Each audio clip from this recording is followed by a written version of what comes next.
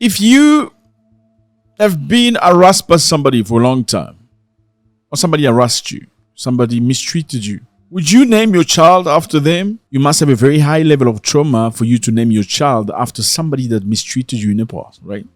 Well, some Africans do it. Yeah, they name their children after the boss. But initially, people would name children after somebody else if that person was a good person to you. Like a couple would decide to name their child after their good friend because he's been a good friend. That's understandable, right? Now, in Africa, in some places, you will see people name their child after the boss. I've seen that many times. Sometimes they do it out of flattery. Okay, they're just trying to make the boss feel good about themselves. Like, oh, I just had a son and I named him Walter. The reason to that is simple. It's to trying to gain sympathy from the boss. You're thinking that, okay, if I name my child after the boss, then the boss is going to be very involved into the child's life by giving them money, presents, making opportunities available. And it works. It does work. I know people know it's flattery, but it works for some reason. But my question is this. If somebody did you wrong, would you purposely name your child after them? Or would your boss force you to name your child after them? Would you accept that? Even though we know stories where people name their child after the boss, but then the reality is the boy's name is Walter when you're with the boss. When he's not with the boss, he's home, his name is Mukungu. When he's with the family, his name is Mukungu. But when he's with the boss, daddy's boss, it's called Walter. So they give him double name. Walter when he's with the white people and Mukungu when he's with the black people. Anyway, fellas, what's up, everybody? I hope you're doing good. It's a beautiful day. Thank you very much for stopping by. You appreciate it. You want to know about the continent? You are at the right place. Senegal, Uganda, Tanzania. You are at the right place. You want to know about Botswana, Namibia, Algeria. You had right. Listen, you're going to see videos on YouTube that talk about Africa. They're nice, but they're not this nice. Not at all. Okay, so first, please feel free to join us. Click on the button, subscribe, so we can make this much stronger. And I know we're nearing 200,000. Imagine. Great stuff. Okay, so we are in Senegal. Here's Senegal. Here's a map. Beautiful place, lovely people. One of the most stable democracy in Africa. It is. Peaceful people, lovely place. They are very cultural, very much involved with tradition. They do a lot of wrestling, and the wrestling is paid.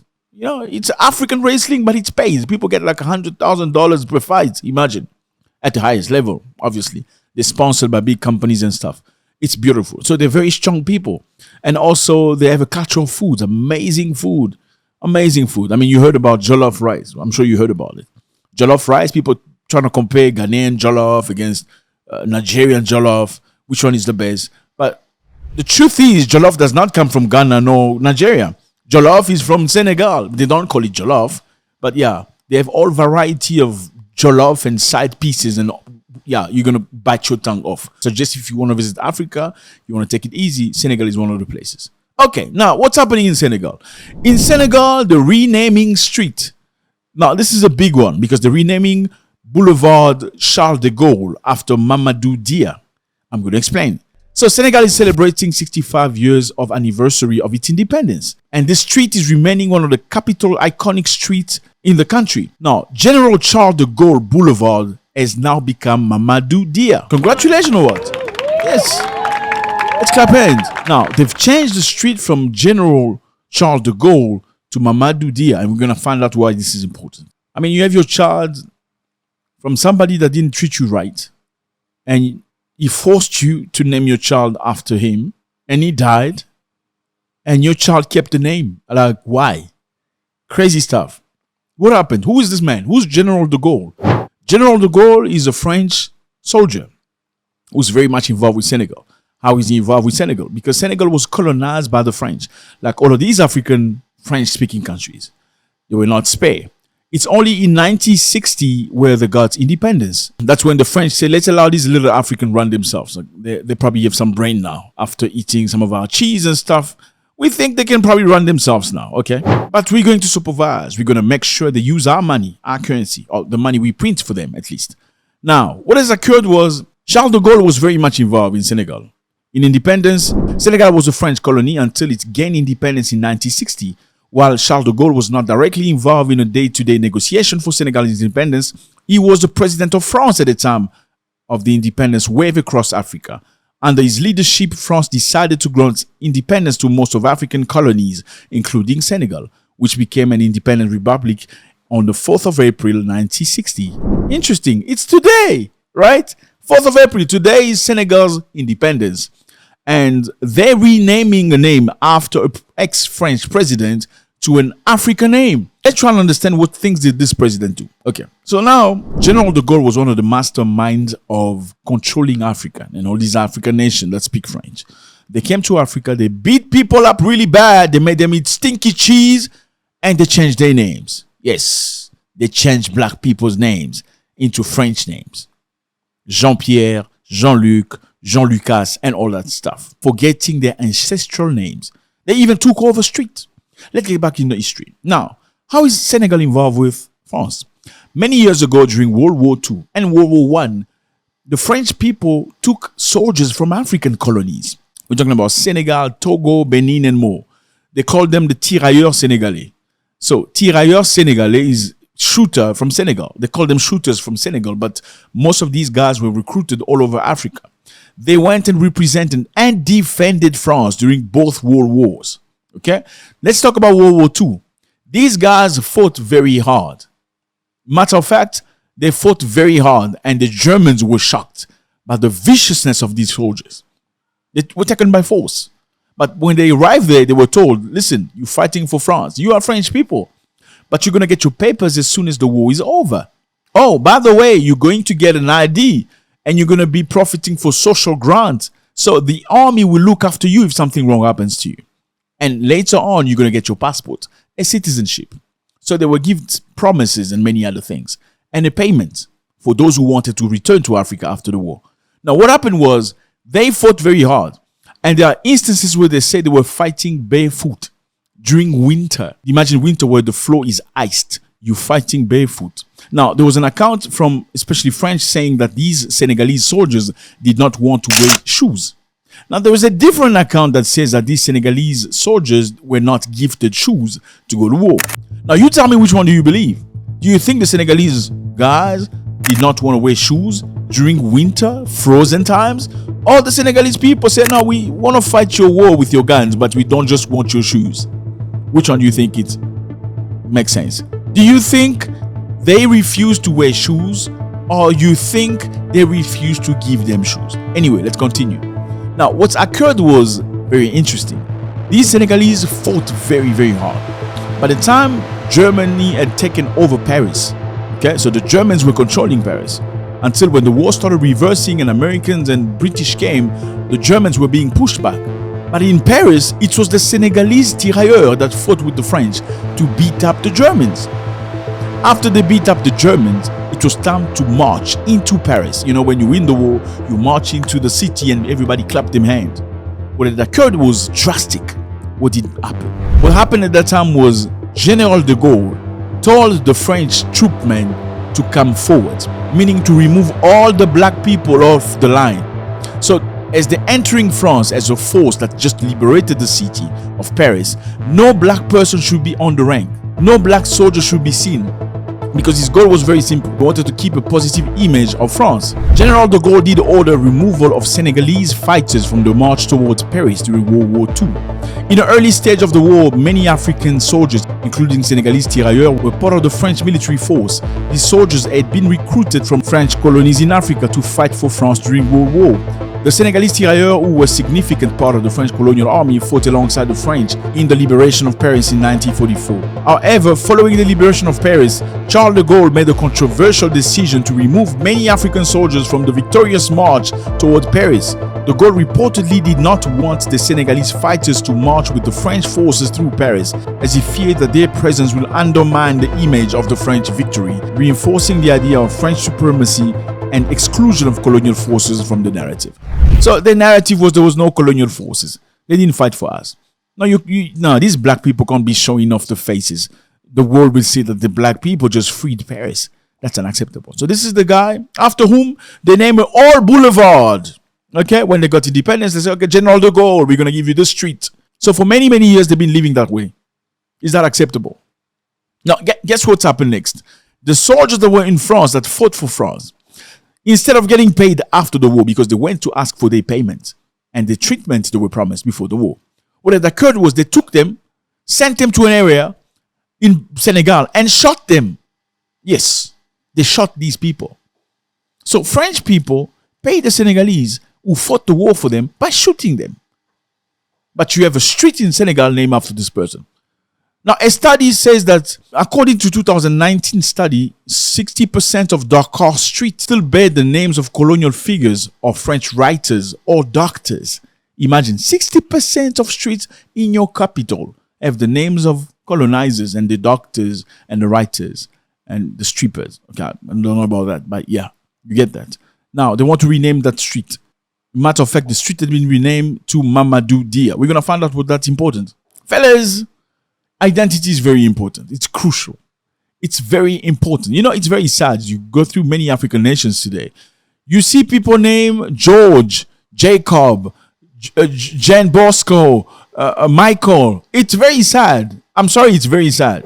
I mean, South Africa is one of the only countries to find many people, great majority of the people still have African names. It's very scarce, very rare. Maybe among also people, you'll find some people named Thomas or, with an English name. Among also, you'll find that. But in majority of the people, you will find people named Kumalo, Kulufelo, Letabo. You know what I mean? It's it's the names of ancestors that's been perpetuated. And Africans today are fighting to have the most modern names ever. I mean, who are you? You have no identity. It's crazy. Now, there's a president that's very interesting. Mobutu Sese Seko from the Congo. Okay, it's called the Congo today. Back then, it was called Zaire. And before it was Zaire, it was called the Congo. When he came up with something very interesting called authenticity. So, being authentic, come back to yourself. When he took over power, he decided to change many things. Not only the names of the streets, but also the names of the people. Mobutu, the former president of Zaire, now called Democratic Republic of Congo, implemented a policy that required the Zairians to adopt African names and reject their colonial era names. This was a part of a larger effort to authenticate Zaire and rid the country of colonial influences. That was Mobutu for you. Matter of fact, in 1971, Mobutu introduced a series of reform, authenticity movement, where the Congolese, you call them Congolese. At the time they were Congolese. He renamed Congo to Zaire because Congo was not for them. Zaire was the new name. Then after he did that, all these people that you call Congolese today, their names used to be Jean-Bertrand, Rovas, Jean-Carol, Pratrouche. Yes. When Mobutu came, he said you need to find your African name. Go to your village. Go to your father's village. Go ask what your name is, what your real name is. That is when the Congolese people became the Kumbaya, the Kabaka, the Mulundas. They never had those names before. That was Mobutu. You know Mobutu as a dictator. That's all you know, most of the people, right? Was he a dictator? Surely he was a dictator. He became a dictator at some point. But he did some good things too. He is the reason why you find Congolese. Today you talk about Tshisekedi. Well, Tshisekedi's got Tshisekedi because anyway, you get the point. The point is he put pressure on the African people to get back to authenticity.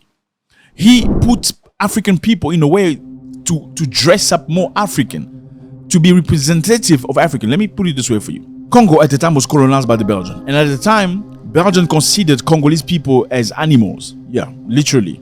For the Belgians, there was a group of people. There were the animals and the evolved Congolese. So they were called evolved. Why were they called evolved? The evolved Congolese were the Congolese that could speak French. The evolved Congolese were the one that could wear a nice shirt and a tie. Evolved Congolese entailed people that could wear shoes. That was the plan for the Belgians. They really considered Congolese people at the time like animals. When Mobutu came into power, he said you don't have to wear those suits like they told you before. You don't have to. He brought in what they called abacos. Abacos was very similar to a suit, but not entirely as a suit, that was supposed to replace a formal way of African dressing. Mobutu did a tremendous job because Congo has a lot of tribes. I think about 400 different tribes. 400 different tribes in the Congo. What he did was In order to bring people together, he will take somebody from the east and send him to be a governor in the west. Somebody from the west, send him to be a governor in the north. Somebody from the north. That's how he did. He tried to put mix people so they can. He is the reason why today the Congolese people tolerate and accept each other, because he did a tremendous job like that, instead of keeping people in the groups and stuff like that. So Mobutu did a great job. He's one of the people. I know he did a lot of negative things too. He was a dictator, was he? Yes, he was. Did he kill people? Yes, he did, especially later in his career, because then his family members cared, but you're not looking after us, we need to be in power, these people don't like us, and so many disappointments. He became somebody different, but initially that was the goal. Now, Mobutu is dead since 1997. Look at the Congolese now. Look at the Congolese. They have different names now. They're back to where they were. Jean-Christophe Rakakrom. The kids that are being born today are called Prefina Resvi. Imagine an African kid's name, Resvi. What does Resvi mean? Like, what does Prefina mean? It has absolutely nothing to do with the culture. The culture is totally detached with the reality of the people. The bottom line is many Congolese people can't even speak their own language. And if you speak your own language, they look at you like you're stupid. Why are you not speaking French? If you speak to somebody in Congo, Kinshasa today, so they were Congo. Mobutu made it Zaire. Then this guy, Kabila, came back, he made it Congo again. And all the names that people used to have, some of them have rejected. Now they have children named Prefina, Cresidi, Ricacro, Ford, Mercedes. When you speak to somebody in Lingala, they look at you like you're stupid. When you speak French, then they look at you like, oh, that looks like somebody respectable. That's the mentality. They have colonized these people's minds to a point where they feel ashamed of their African names. Let me put it that way for you. They have colonized Congolese people's minds to a point they feel ashamed of their name. Some people's name is Sakina. She refused to be called Sakina. She want to be called Laura. Yes. Some people's name is Riziki. They refuse to be called Riziki. They want to call Mary Jane. That's Congo for you. Then you wonder why people are crying. They're at war all the time. Because you have no identity. You lost. No identity, no culture. Let me put it this way. When it comes to marriages, every tribe normally should have their own attire. If you go to places like Nigeria, you'll see. If you go to Xhosa people, you see black and white. Those are Xhosa. You will see Sutus wearing blue and white. You will see Pedis. You will see Melenke in many other places. Some Congolese people today have to copy other countries' traditional attire to look nice in the wedding. That is very saddening. Anyway, let's get back on track. The idea is this. You cannot forget who you are. Mobutu said, why should I have my people being named Mary Jane after a Jewish name? When will the Jewish be named Mutombo or Kabelo? Have you ever seen anything like that? Listen to him. Alors, moi, voyez-vous, je suis zaïrois, africain, bantou. Comment voulez-vous que je puisse porter un nom juif? Moi qui ne suis pas juif. Connaissez-vous un seul juif au monde qui porte un nom zaïrois? Et pourquoi moi? Croyez-vous vraiment que ce serait intelligent, pensable de la part d'une jeune fille de mon pays de porter le prénom de Chantal, de Marie-France, de Marie-Flore? Ça veut dire quoi? So the man wanted Africans to be Africans. Unfortunately, his mission was defeated because of greed and many other things. Anyway, now, let's get back to Senegal. Now, they want to name the street after Mamadou Dia. Who's Mamadou Dia? Mamadou Dia was a prominent Senegalese political leader and economist. He played a significant role in the country's early post-independence periods. Mamadou Dia became the first prime minister of Senegal following the country's independence from France in 1960. He held the position from 1960 to 1962 and was a close ally of Léopold Sédar Senghor, Senegal's first president. Now, Dia and Senghor fall apart. Why? Because Dia wanted a socialist community.